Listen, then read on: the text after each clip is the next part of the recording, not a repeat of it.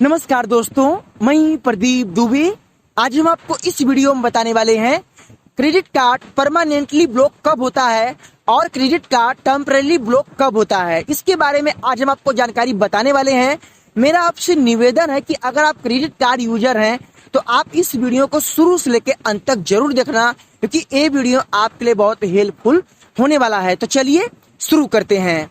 दोस्तों मैं आपको बता दूं, जब भी आप क्रेडिट कार्ड यूज करते हैं और दोस्तों आपका क्रेडिट कार्ड का बिल जनरेट होता है और आप दोस्तों अपने क्रेडिट कार्ड का बिल टाइमली पेमेंट करते हैं, बट दोस्तों आपके सामने एक क्वेश्चन बार बार आता है कि क्रेडिट कार्ड परमानेंटली ब्लॉक और टेम्परेरी ब्लॉक दोनों में क्या डिफरेंस है। पहले आप इसके बारे में विस्तार से जान लीजिए। दोस्तों मान लो आपका बिल 30,000 रुपए का बन गया और दोस्तों आपने पहला बिल पेड नहीं किया और दोस्तों आपका फिर दूसरा मंथ आ गया और दोस्तों आपने दूसरे मंथ का भी बिल पेड नहीं किया। अब दोस्तों क्या है कि अगर आप जो है पहला बिल पेड नहीं किया, दूसरा भी बिल आपका जनरेट हो गया, आपने उसको पेड नहीं किया, अब दोस्तों आपका तीसरा बिल जनरेट हो गया, उसका टाइम आ गया और आपने तीसरा भी बिल जनरेट नहीं किया, तो उस हाल में आपका जो क्रेडिट कार्ड है बैंक उसे परमानेंटली वो ब्लॉक कर देता है। अब दोस्तों यहाँ पे परमानेंटली अगर ब्लॉक करता है तो इसमें आपको क्या प्रॉब्लम हो सकता है। दोस्तों अगर आपका 3 बिल अगर जनरेट हो गया और आपने अगर बिल पेमेंट नहीं किया तो बैंक अगर परमानेंटली अगर ब्लॉक करता है तो उस हाल में दोस्तों जिस बैंक का क्रेडिट कार्ड है, जैसे मान लो SBI, Kotak Mahindra bank, RBL या HDFC बैंक, एक्सिस बैंक, किसी बैंक का कार्ड हो दोस्तों, अगर वो परमानेंटली अगर ब्लॉक होता है फिर दोस्तों वो कार्ड आपका बैंक आपको नहीं देगा। फिर समझ जाओ कि उस कार्ड को आप खो दोगे। फिर बैंक आपके पास धमकी भरे कॉल, लीगल नोटिस, तरह तरह की बातें करके आपसे धमका के वो पैसा आपसे वसूल करने की बात करेगा।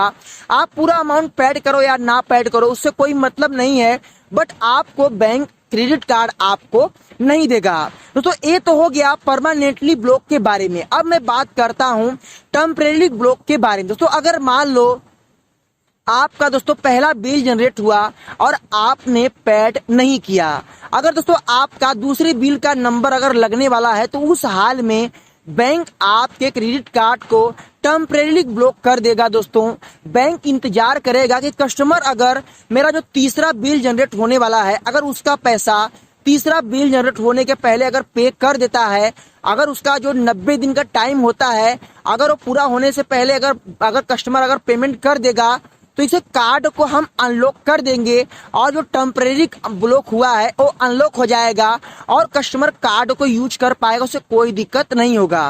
दोस्तों ये हो गया टेम्परेरी ब्लॉक के बारे में। दोस्तों देखो दोनों में डिफरेंस मैंने आपको बताया कि अगर आप ये गलती करते हो तो इस गलती से आपका जो क्रेडिट कार्ड है वो डूब सकता है। दोस्तों देखिए बैंक की अलग अलग पॉलिसी और टर्म एंड कंडीशन होते हैं और इस गलती की वजह से आपको कार्ड नहीं मिलेगा। दोस्तों मेरा एक्सिस बैंक कार्ड था और मैंने जो है जो उसका बिल जो था करीबन 2 बिल मैंने पेड नहीं किया, तीसरे बिल का नंबर आ गया था और मुझे बिल पेड करने मात्र 5 दिन बाकी था। मैंने कस्टमर केयर में कॉल किया, कस्टमर केयर बोला कि अगर आप 5 दिन और लेट करोगे तो फिर आपको एक कार्ड नहीं मिलेगा। दोस्तों मैं आपको थोड़ा एक्सिस बैंक के बारे में बता दूं। एक्सिस बैंक की पॉलिसी ये है, कुछ बैंकों की पॉलिसी भी इसमें थोड़ी सी अलग है, थोड़ा मैं आपको विस्तार से बता दूं। दोस्तों मान लो अगर आपका परमानेंटली कार्ड अगर ब्लॉक हो जाता है दोस्तों उस हाल में आपके पास बैंक आपको एक ऑप्शन और अलग से देता है। क्या ऑप्शन है पहले उसके बारे में आप जान लो। दोस्तों मान लो अगर परमानेंटली ब्लॉक हो गया तो अगर आप उसी टाइम पूरा पेमेंट आप अगर बिल पेड कर देते हो तो आपको बैंक में जाना पड़ेगा और अपने क्रेडिट कार्ड में आपको ऑटो डेबिट का सिस्टम आपको एक्टिवेट करवाना पड़ेगा। अगर दोस्तों आप ऑटो डेबिट सिस्टम अगर आप एक्टिवेट करवा लोगे तो उस हाल में आपका कार्ड जो परमानेंटली ब्लॉक था शायद बैंक उसे अनलॉक करके आपको दे दे। दोस्तों देखिए इसलिए बैंक करता है ये सिस्टम कि अगर आप ऑटो डेबिट सिस्टम करवा लोगे तो बैंक आपके क्रेडिट कार्ड से आपके बैंक से हर मंथ ECS भेज के पैसा काट लेगा। अगर अकाउंट में बैलेंस नहीं रहेगा तो बैंक 31 के तहत आपके ऊपर केस फाइल करके पैसा अपना वसूल कर सकता है। दोस्तों क्रेडिट कार्ड अनसिक्योर होता है।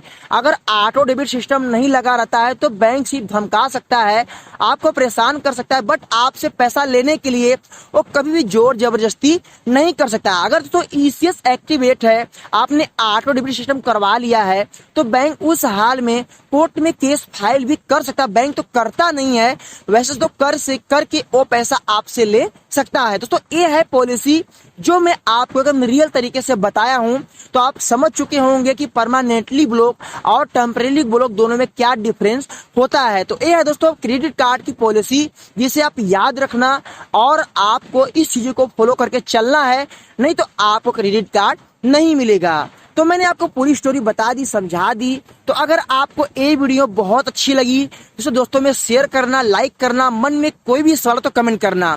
फिर मिलेंगे नए वीडियो के साथ, तब तक के लिए जय हिंद, वंदे मातरम।